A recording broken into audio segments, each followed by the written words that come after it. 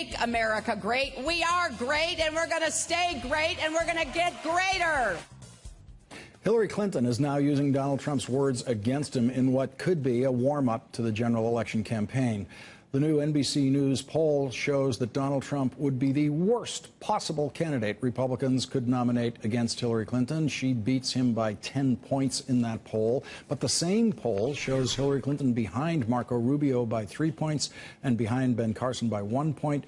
Both of those results are within the margin of error, of course.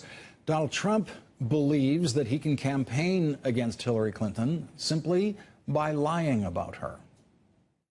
She talks about me being dangerous. She's killed hundreds of thousands of people with her stupidity. What do you mean she's killed hundreds of thousands? She was Secretary of State. Obama was president. The team, right. Two real geniuses. Killed hundreds. Two real geniuses, of course. Joining us now, Lauren Fox, a reporter for Talking Points Memo. Back with us, Jonathan Alter, and we are awaiting the beginning of one of those Trump performances in Las Vegas. We'll see if he says anything worth cutting to or bringing to you on a quick video turnaround. Lauren, there's Donald Trump going against Hillary Clinton, but the polls clearly indicate everything that the Clinton people have always believed, which is the gift to them would be to run against Donald Trump. Certainly, and I think that what we're seeing is that Hillary Clinton, up against one of the more conservative candidates in the Republican primary, tends to do much better than when she's sort of pitted against someone like Marco Rubio, who is considered more of a moderate candidate. You know, he came in on that Tea Party wave in 2010, but is now considered more of a moderate candidate than Donald Trump or than someone like Ted Cruz, who is also falling behind Hillary Clinton in a matchup poll there. And Jonathan, the NBC poll, like most polls, refuses to acknowledge the possibility of Bernie Sanders ever getting the nomination, so they don't match him up to the Republicans. But Quinnipiac did earlier this month, and Bernie Sanders scored against the Republicans basically the same as Hillary Clinton. In that particular poll, the Quinnipiac poll, both Bernie Sanders and Hillary Clinton was ahead of every Republican. Yeah, I mean, it's amazing when you think about it. It's part of what makes this such a fascinating year. You've got a socialist who in these polls is a plausible, future president were he to get nominated. And on the other side, you've got somebody like a Ted Cruz who, okay, he's not leading Hillary Clinton, but he's within striking distance. He's a dark and dangerous figure in our politics. We haven't really focused on this because of all the attention on Donald Trump, but if you look at Ted Cruz's relatively brief career in American politics, it resembles nothing so much as Joseph McCarthy's career, and what he says is often untrue, like Trump. So if we have a Trump-Cruz race, it's going to be two scorpions in a bottle, all the way to the summer conventions.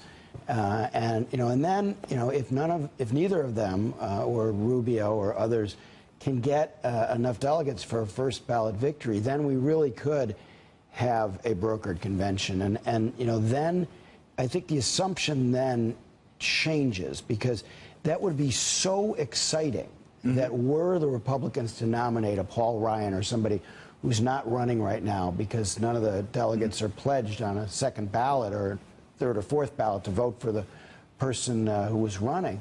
If we have that, and you have, you would then have the world's greatest television show. Yeah. And this is, of course, what you and I have been, dreaming about for all these years of covering politics. But somebody like Karl Rove actually believes it's going to happen this time. It's really a possibility because it's getting pretty far along in the process. And usually at this time, you could tell, like we knew Romney would eventually be the nominee the last time, and we knew, McCain would eventually be the nominee. This time we don't know that. And if you got that, I think then Hillary really could be in trouble if they produce a new candidate in a new way. And a big surge of excitement coming out. A huge surge of excitement. Let's listen to what Hillary Clinton said about Marco Rubio. Now, Senator Rubio actually helped write the 2013 immigration bill.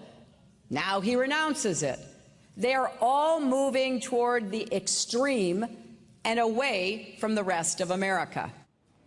Lauren Fox, the polls show Rubio is the one the Clinton campaign should be hoping does not get that nomination. He's actually the toughest one for her to beat in these polls as they stand today. Certainly, and I think that what we're seeing is that the Clinton campaign is very conscious of the fact that Marco Rubio is a competitor, and what you see there in that clip is her talking about immigration. And we have to remember that some of the key states that she is going to need to secure are states like Nevada, states like Florida, states where the Latino population is going to be very important, and she's going to continue to hammer Marco Rubio all the way to the finish if he's eventually the nominee. That he supported this 2013 immigration bill, then he didn't. He started to back away from it, and as he's sort of moving into the primary, he has to kind of consider that he has to be a little bit more to the right on immigration than maybe he really would want to be in a general election when matched up with Hillary Clinton. Go ahead, John. Well, I was just going to say, something that doesn't get talked about enough is that both Cruz and Rubio are Cuban Americans, and the Mexican Americans in a state like Nevada, they don't really care very much, about solidarity within the Latino community. They're not going to vote for one of these guys just because he's also a Latino, and there's not very much in common between Mexican Americans and Cuban Americans much of the time. The other thing that that Rubio really has to watch for is that he sounds very fluid in his answers on foreign policy, but a lot of what he says is kind of dumb, like saying this was a clash of civilizations. Chuck Todd just, questioned him on this over the weekend. We don't want to be at war with 1.5 billion Muslims, so he's got a way to go on foreign policy to match Hillary. For Republican presidential candidates, winning the Iowa caucus is often the emptiest victory of their careers. 8 years ago, Mike Huckabee won the Iowa caucus and is now polling at 3% in the Des Moines Register poll, which is considered the gold standard of Iowa polling. Rick Santorum won the Iowa caucus 4 years ago and is polling at 1% now. Tonight, the new frontrunner in Iowa is polling at 31% in the Des Moines Register poll, a full 10 points ahead of Donald Trump, with Ben Carson at 13%, Marco Rubio 10%, Jeb Bush at 6%, and a new Fox News poll of Iowa tonight shows a smaller lead for Ted Cruz, and Marco Rubio flipping positions with Ben Carson, reaching 3rd place, with Jeb Bush still running in 5th place. Donald Trump still holds the lead in national polls, but Ted Cruz is surging there, too. The NBC News Wall Street Journal poll shows Donald Trump at 27% and Ted Cruz now in 2nd place at 22%, with Marco Rubio in 3rd place at 15%, Ben Carson sinking to 4th at 11%, Jeb Bush holding 5th place at 7%. And here's one of Donald Trump's favorite lies. If somebody hits me, I'm going to hit them back so hard. You have no idea. We're going to hit them back 10 times harder than they ever. He always pretends that he will only hit people after they've hit him. Well, Ted Cruz still hasn't attacked Donald Trump, but Donald Trump is now in full attack mode against Ted Cruz. I don't think he has the right temperament. I don't think he's got the right judgment. What's wrong with this temperament? Well, you look at the way he's dealt with the Senate, where he goes in there like frankly, like a little bit of a maniac. You're never going to get things done that way. We are awaiting Donald Trump's latest stream of consciousness stand-up comedian routine in Las Vegas at a rally. We will bring it to you if it seems that he's saying anything newsworthy. Joining us now from Las Vegas, Hallie Jackson, NBC News correspondent. With us here in New York, Jonathan Alter, MSNBC political analyst and columnist for the Daily Beast. And joining us, Professor Robert Saget of the Kennedy School of Government. Oh, no, wait. Mail order school, yes. Oh, wait, it's Bob Saget. It is. It's Bob Saget, the actor, comedian, and the star of Hand to God One on of the Broadway. stars that you came and saw, and thank you. I loved it. And it might have something to do with why you're here tonight. It did. You're actually hoping to sell some tickets. I want to sell tickets. Right. 3 more weeks it closes, but enough about me. I want you to begin with a comedian's analysis of Donald Trump, because there's a lot of people out there saying, oh, he's just doing Don Rickles' act. Well, Don Rickles is a friend of mine, and he insults people, and it's sarcastic a lot of times. I go, oh, yeah, you're a genius. Mr. Trump is obviously just saying you're dumb and you're stupid, which and he is, means it. And it is his hooks. Yeah. It is his, and you're expecting it, and it's his branding, and it's getting people's attention, because people do sit at home and yell at some people. sit at home and yell at their television set and say, that's an idiot, that's a moron, that's an idiot. So he is speaking for a certain group of people. Don Rickles, who I revere, is a comedian and would not roast people in that way. Right, and Donald Trump was roasted. You on always Comedy Central. knew, like when he was making jokes about Sinatra and these guys, you always knew he loved these guys that he was making jokes about. Yeah. He grabbed me once by the head, Don Rickles, not Donald Trump. and we were level with each other. It wasn't anything lascivious. And he just whispered in my ear, I don't miss you at all. So that's comedy. Yeah. And that's an insult, and yet it's not a hurtful thing. So, but it's not politics either. So, Jonathan, in the insult territory here is Donald Trump thinking there is headway to be made by calling another candidate a maniac, that maniac being Ted Cruz. And the reason he's a maniac is he doesn't get along with people and he's not nice to people in the Senate. Right. Look, the thing with Trump is it doesn't matter what he says. His people are going to love him for it anyway. So the more outrageous, the better. They like the political incorrectness, as he calls it. Mm-hmm. So his problem is he's in an arms race with himself. He has to keep ratcheting it up. Otherwise, people think he's low energy, like he called Bush, you know. So I think this Muslim thing, no Muslim immigrants, was partly that he had to do something for his own audience, you know, to show his own people that he would keep saying the outrageous things that make him popular. So it's almost like shooting the moon in hearts, you know, where you do the opposite of what the game has been until now. So for the last 50 years, we've lived in a gaffe environment where you're hurt in politics if you make a gaffe. For a while, I thought that Trump was just gaffe-proof. Now I really realize that gaffes are the fuel of his campaign. This is how he's built this lead, is by saying things that are just, you know, completely unacceptable in standard American politics. It's possible that he'd seen Flashdance that afternoon and heard the song "You're a Maniac." Well, and then that's Ted was on the news, and he just got. And that's what Cruz used in his reply. Exactly. Hallie, thanks for playing along. Hallie, by the way, you can completely ignore Bob Saget because he's not there on your set. We're going to have trouble. How could I do that? We're going to have Come trouble on, doing guys. that. Okay. Hallie, any other campaign watching the Ted Cruz surge, any other leading campaign watching the Ted Cruz surge, would consider spending $1 or $2 on advertising in Iowa and possibly elsewhere, possibly negative advertising against Ted Cruz? Is there any hint out of the Trump campaign that they might, for the first time, behave like a real presidential campaign and buy some advertising time? Listen, Ted Cruz is already under fire in places like Iowa for his position on the renewable fuel standard, for example. But Trump so far, you guys know, he hasn't spent money. Really, he's riding high on earned media because he is covered constantly. He has spent very little, especially compared to the more establishment candidates like Jeb Bush and Chris Christie. I'm just not sure that, you know, Trump has said that if there comes to a point when he feels like he needs to spend money, then he will. I don't know that taking out attack ads against Ted Cruz would necessarily be the right strategy for him. You talk to other campaigns, and they point out that Trump versus Cruz is actually a benefit to folks that are in the establishment, like a Marco Rubio, for example. And while we're all sort of talking about this potential cage match between Trump and Cruz, and that means we're not talking about other candidates, long term, it may ultimately be beneficial to the establishment. You know, you talked about that Flashdance tweet, just to give you a sense of where Ted Cruz's head is at right now, sort of where he is mentally.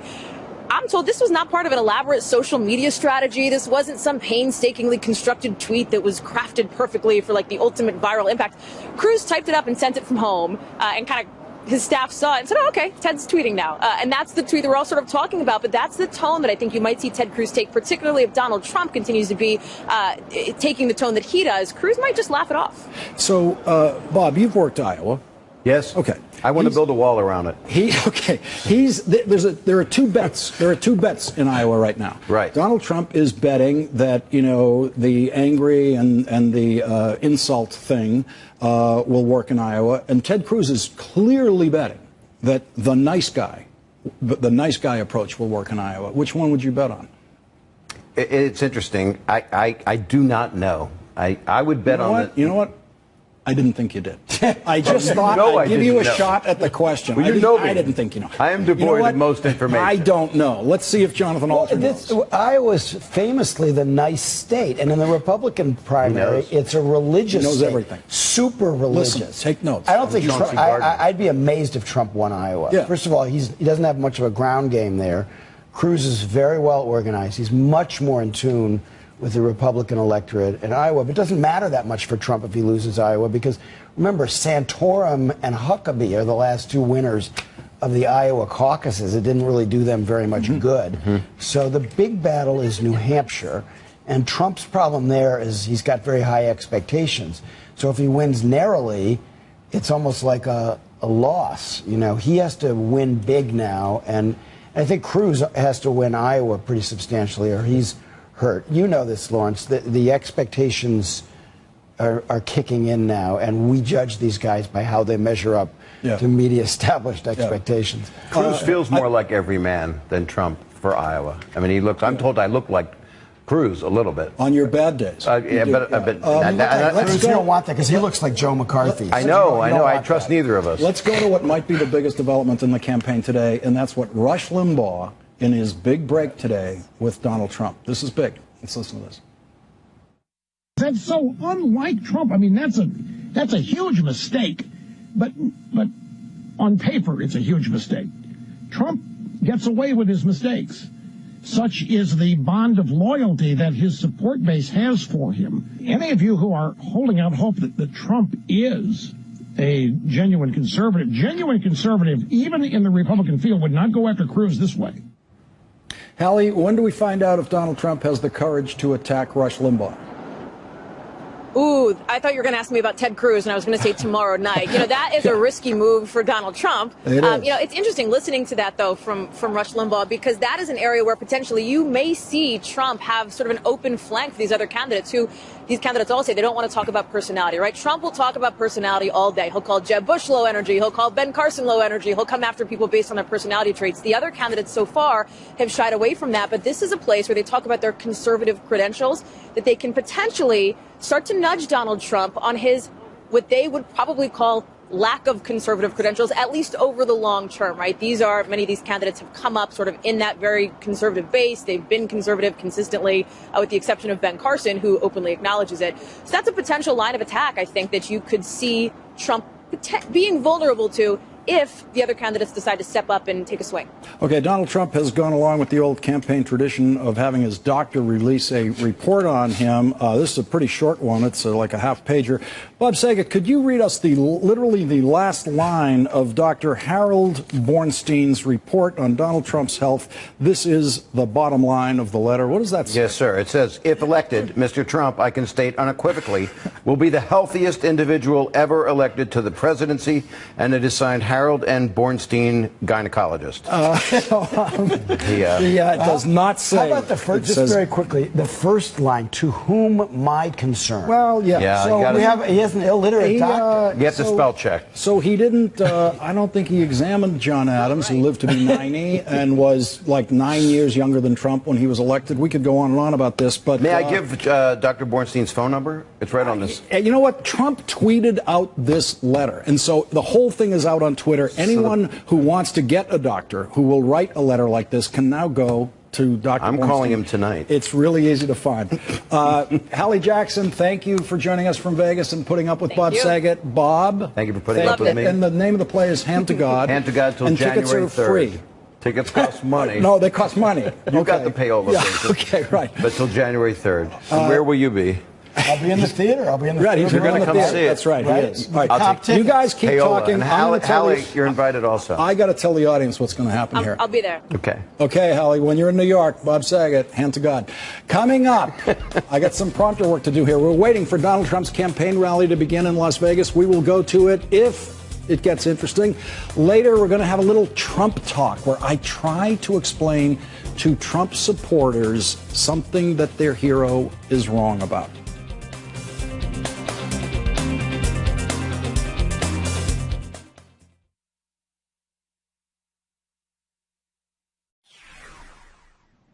Time for tonight's Trump Talk. This is where We explain to Trump supporters why their hero is wrong about something in calm, reasoned tones. I can do that, I think, calm and reasonable.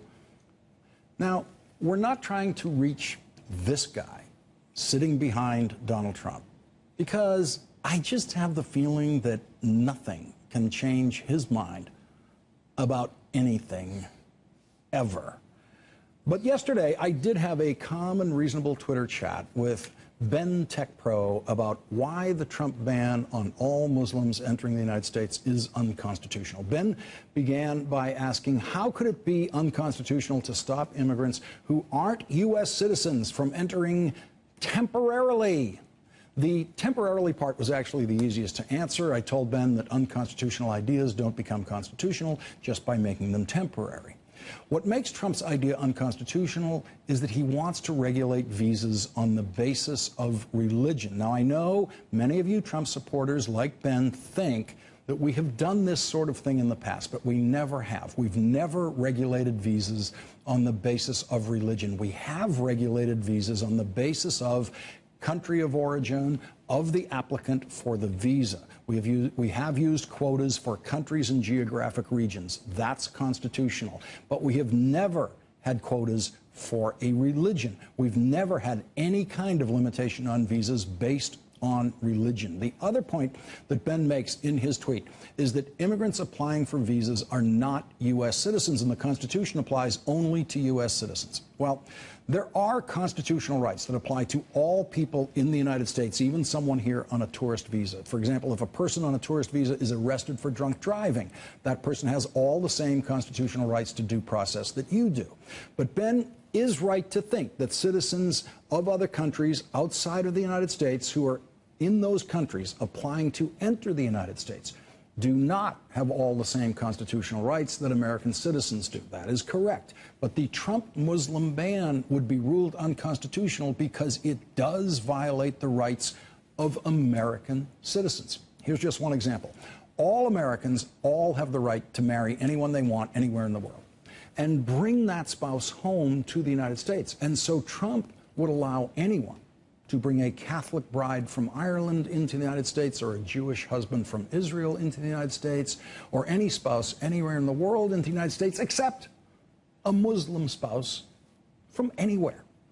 And the American citizen who was denied the right to bring a Muslim spouse into the United States would then easily get that Muslim ban ruled unconstitutional in court. And I mean easily. And that's just one example of how quickly it would be ruled unconstitutional, but in reality, it would never be ruled unconstitutional because Congress would never, ever pass a Muslim ban law. And Donald Trump and many of his followers don't realize this, but banning Muslims from the United States is not a presidential power.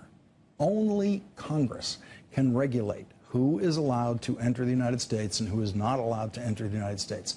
Trump's Muslim ban would never be tested in court, even if he was miraculously elected president, because the person who controls all legislation in Congress has already said that Congress would never pass such a law. Freedom of religion is a fundamental constitutional principle. It's a founding principle of this country. Normally, I do not comment on what's going on in the presidential election. I will take an exception today. What was proposed yesterday is not what this party stands for, and more importantly, it's not what this country stands for. So without ever getting into whether it's a good idea to ban Malala Yousafzai, who won her Nobel Prize by defying Muslim extremism in Pakistan to the point where she got shot in the head, all you Trump supporters have to know is that the Trump Muslim ban is unconstitutional, and Congress will never, ever pass a law like that. So if you're still voting for President Trump, the Muslim ban shouldn't be the reason he gets your vote, because the Trump Muslim ban is just another politician telling you he's going to do something that will never happen. I want you to begin with a comedian's analysis of Donald Trump, because there's a lot of people out there saying, oh, you know, he's just doing Don Rickles' act. Well, Don Rickles is a friend of mine, and he insults people, and it's sarcastic a lot of times. I go, oh, yeah, you're a genius. Mr. Trump is obviously just saying you're dumb and you're stupid, which and is, he means it. And it is his hooks. Yeah. It is his, and you're expecting it, and it's his branding, and it's getting people's attention. Because people do sit at home and yell. Some people sit at home and yell at their television set and say, "That's an idiot. That's a moron. That's an idiot." So he is speaking for a certain group of people. Don Rickles, who I revere, is a comedian and would not roast people in that way. Right, and Donald Trump was roasted. You on always Comedy Central. knew, like when he was making jokes about Sinatra and these guys, you always knew he loved these guys that he was making jokes about. Yeah. He grabbed me once by the head, Don Rickles, not Donald Trump. And then we were level with each other. It wasn't anything lascivious. And he just whispered in my ear, "I don't miss you at all." So that's comedy. Yeah. And that's an insult, and yet it's not a hurtful thing. So, but it's not politics either. So, Jonathan, in the insult territory here is Donald Trump thinking there is headway to be made by calling another candidate a maniac, that maniac being Ted Cruz. And the reason he's a maniac is he doesn't get along with people and he's not nice to people in the Senate. Right. Look, the thing with Trump is it doesn't matter what he says. His people are going to love him for it anyway. So the more outrageous, the better. They like the political incorrectness, as he calls it. So his problem is he's in an arms race with himself. He has to keep ratcheting it up. Otherwise, people think he's low energy, like he called Bush, you know. So I think this Muslim thing, no Muslim immigrants, was partly that he had to do something for his own audience, you know, to show his own people that he would keep saying the outrageous things that make him popular. So it's almost like shooting the moon in hearts, you know, where you do the opposite of what the game has been until now. So for the last 50 years, we've lived in a gaffe environment where you're hurt in politics if you make a gaffe. For a while, I thought that Trump was just gaffe-proof. Now I really realize that gaffes are the